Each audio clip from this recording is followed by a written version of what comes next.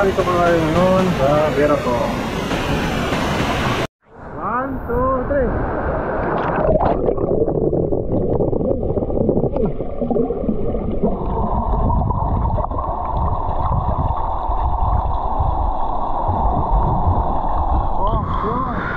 Kita.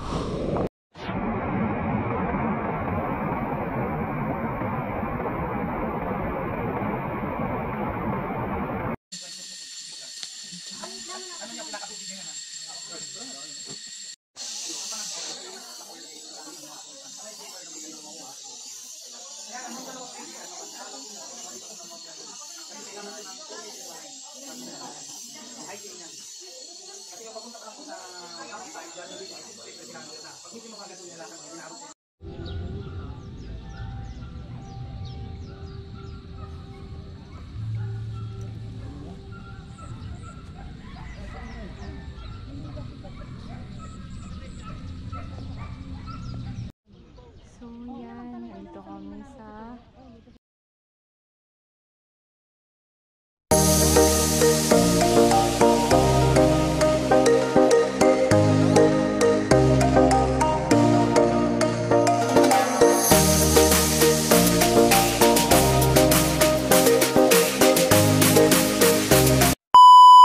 Hi guys! Welcome back to our YouTube channel. Ito na ang ikatlong bahagi ng ating Bicol Escapade vlog. Simulan na natin. So, tara, let's go!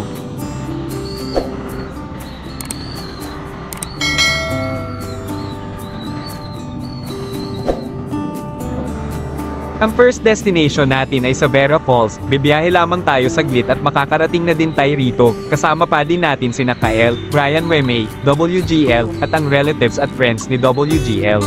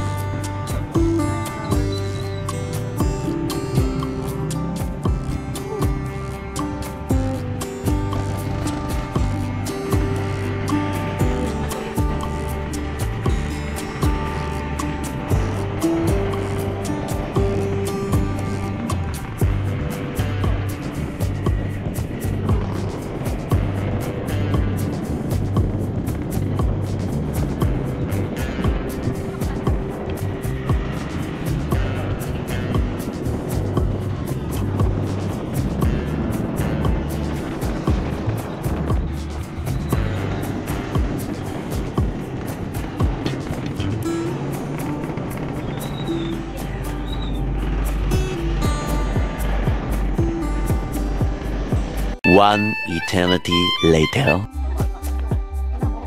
Andito na tayo sa parking ng Vera Falls. May payment lang na 20 pesos sa parking at 10 pesos entrance fee per head. Lalakad lang tayo pababa saglit at makakarating na tayo sa mismong falls.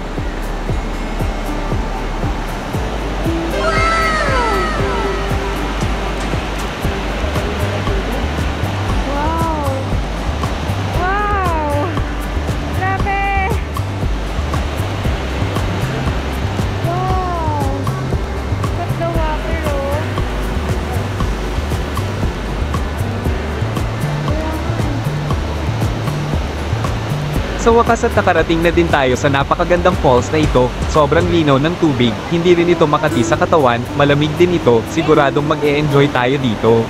Vera po sa Vera. Vera? Vera po. Sa Vera. falls tayo. Woo! Grabe! Sobrang linis, sobrang...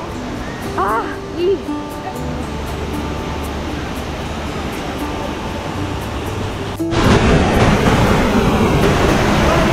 Narito po tayo ngayon sa Vera Falls. Wow! Hi, Choco.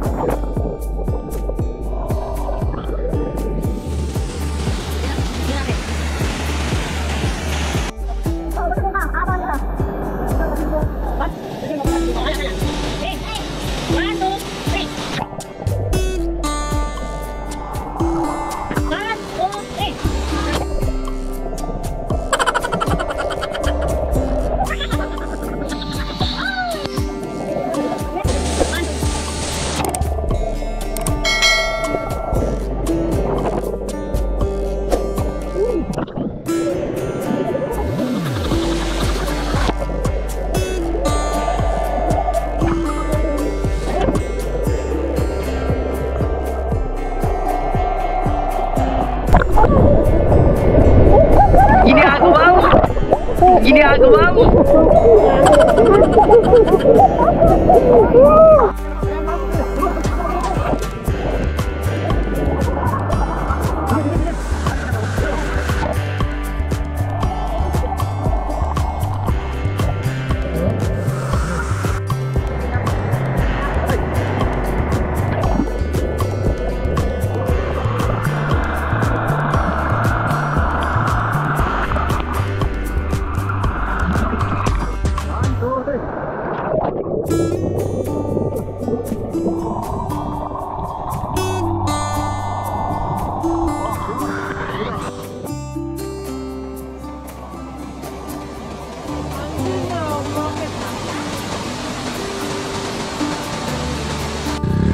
Umahan na din agad tayo dahil medyo hapon na din ang nagpunta tayo dito, kaya uuwi na din tayo. Kahit ganun ay sobrang nag-enjoy din talaga kami.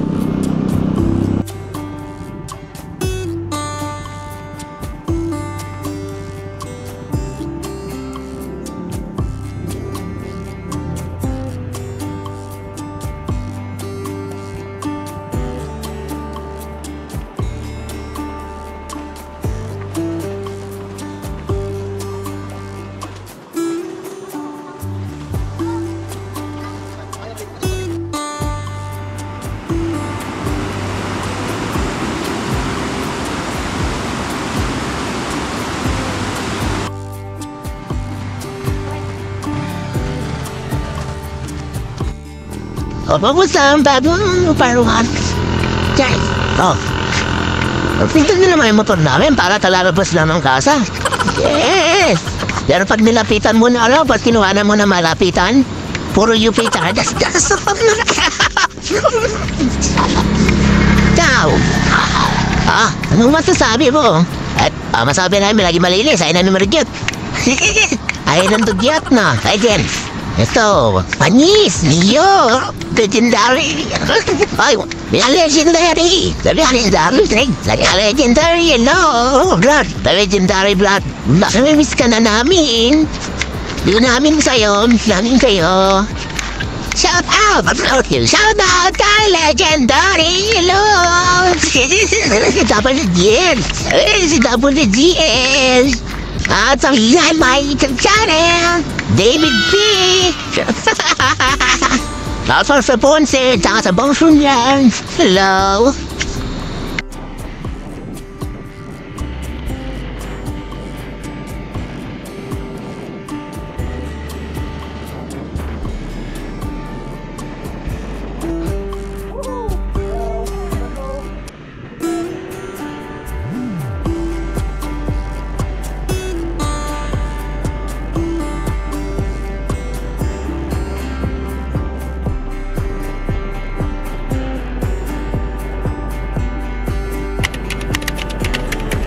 Kinabukasan ay magbiyahe na tayo pa Sorsogon, pupuntahan natin ang Bulusan Lake at Cagsawa Ruins.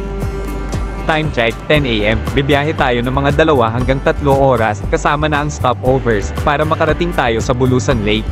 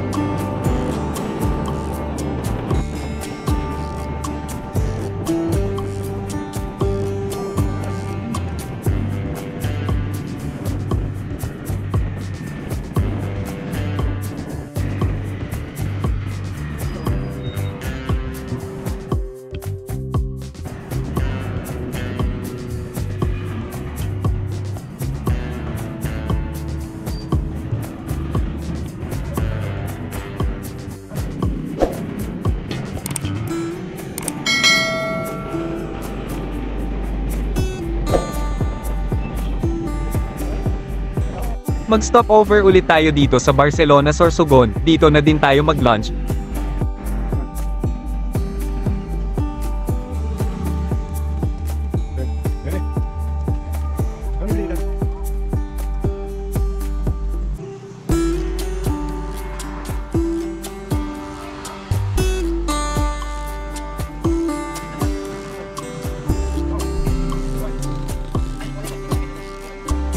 What's up guys? Welcome to my guys.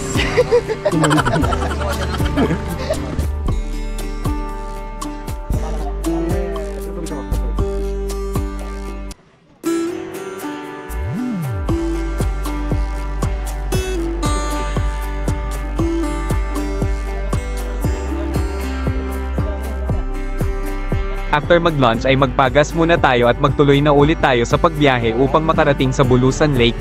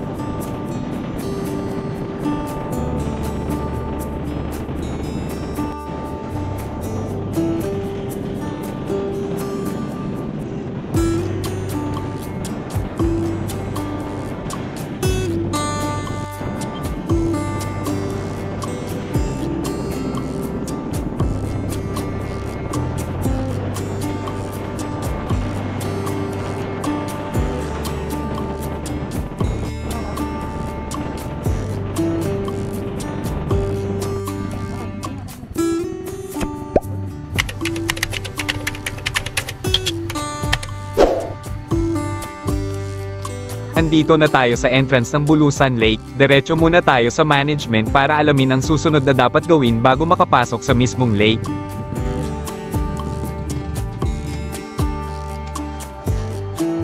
After sa registration area ay may kasama na tayong tour guide bago tuluyang pumasok sa Bulusan Lake.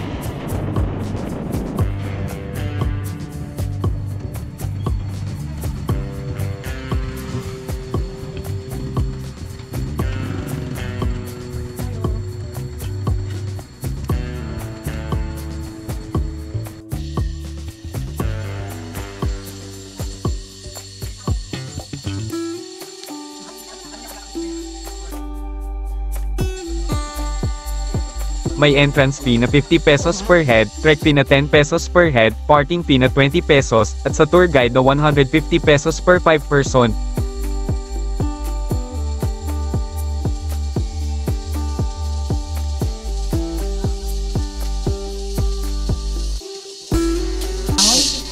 Kasi ang theory po ng lake na to, dati po siyang ilog ng panahon. Dito siya nadaan papunta doon sa may bangin na dinaanan natin. Tapos nung mag-erosyon po, nag-drop siya dito. Kaya naging lake po. Lumalim ng lumalim po. Kaya naging 78 feet po ang lalim. Lalim pala. Nasa ano po yan? 26 meters po ang lalim. Dahil lumangoy yung mga tao rito. Lalim.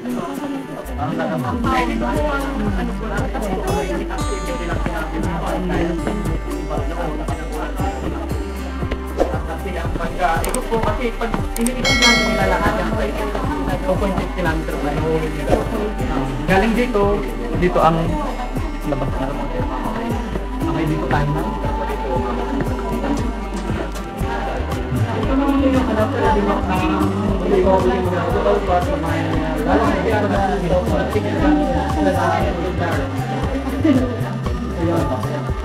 nagbaboundary yan siya ng bayan na sa Togo, isa na po yung Sibunusan, nagkapulang yung Ibuban, nagkasibukan, dito kayo mag-gano'n.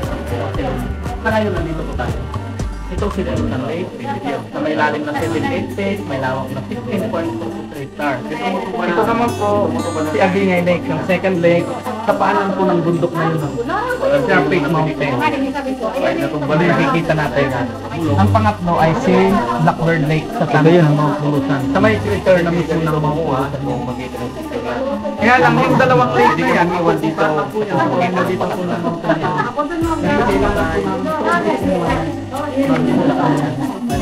Hiking yan. Kasi yung papunta. Ang elevation po ng Mount Bulusan ay 1,565 meters above sea level. Tapos si Agingay Lake 940. Tapos ito naman po ay 335 meters above sea level. Kaya wala na pong signal ang cellphone dito.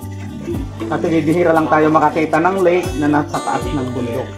Karamihan po ng lake naka-elevate po sa dagat, napapasok ng dagat. Ito fresh water po. Kung ano po, kung may mga katanungan po kayo, pwede pong magtanong. Saan kuya dyan yung bulkan? Ito po siya.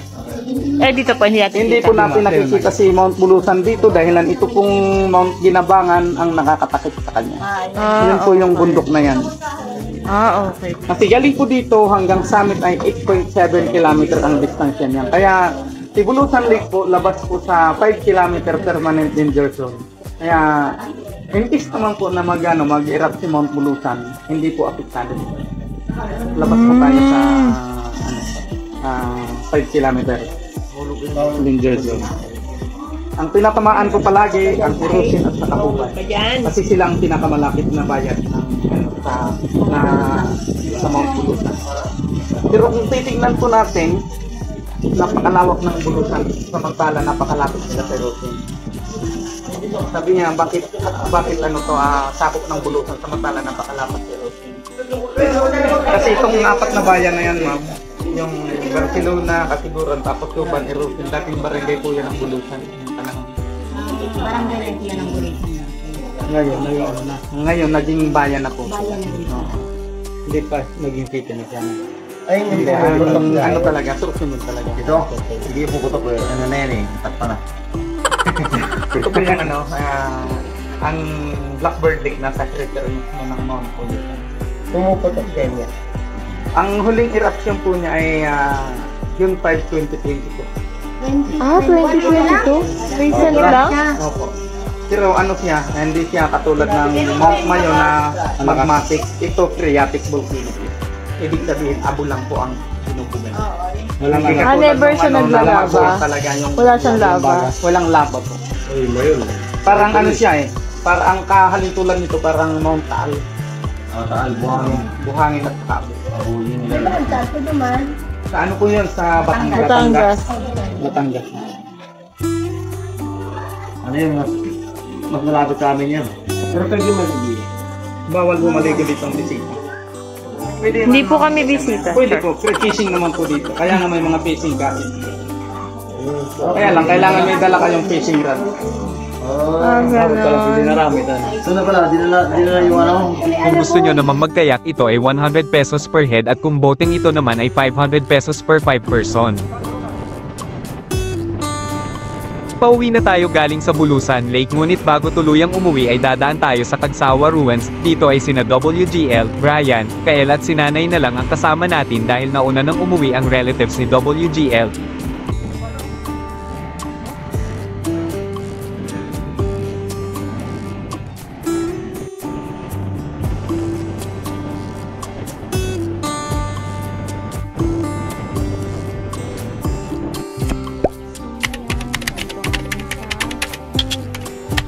Kasi tayo kasagwa.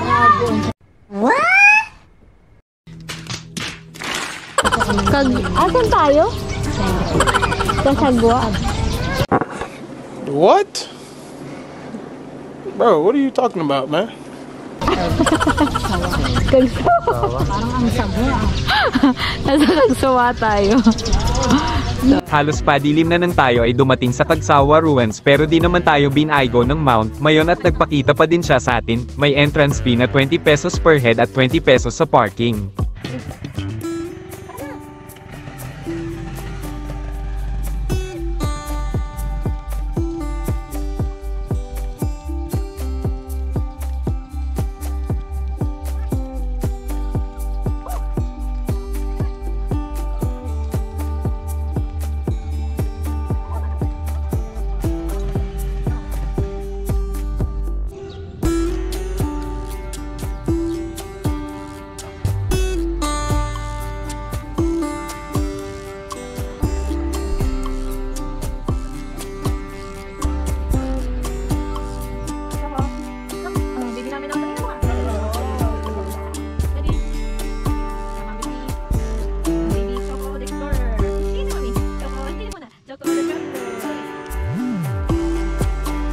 Hanggang dito na lang ang ating vlog. Maraming salamat muli sa inyong panonood. Samahan niyo muli kami sa susunod.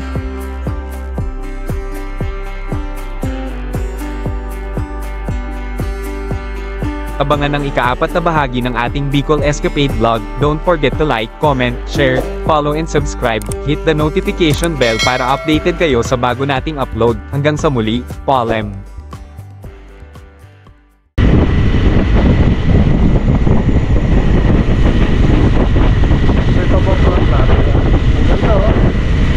Ay, tingnan niyo yung mayor. Nasa kanan, nasa kaliwa naman yung dagat.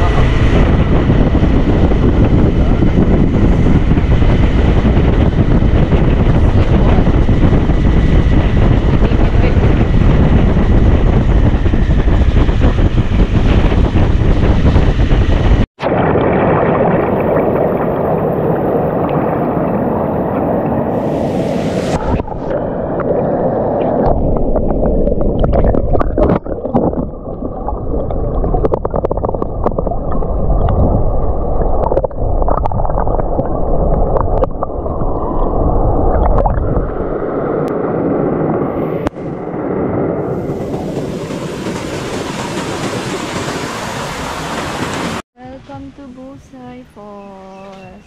Ay, pag senior pa na, no? Ito ang kanilang rules and regulations. Picture na! Basahin nyo na lang.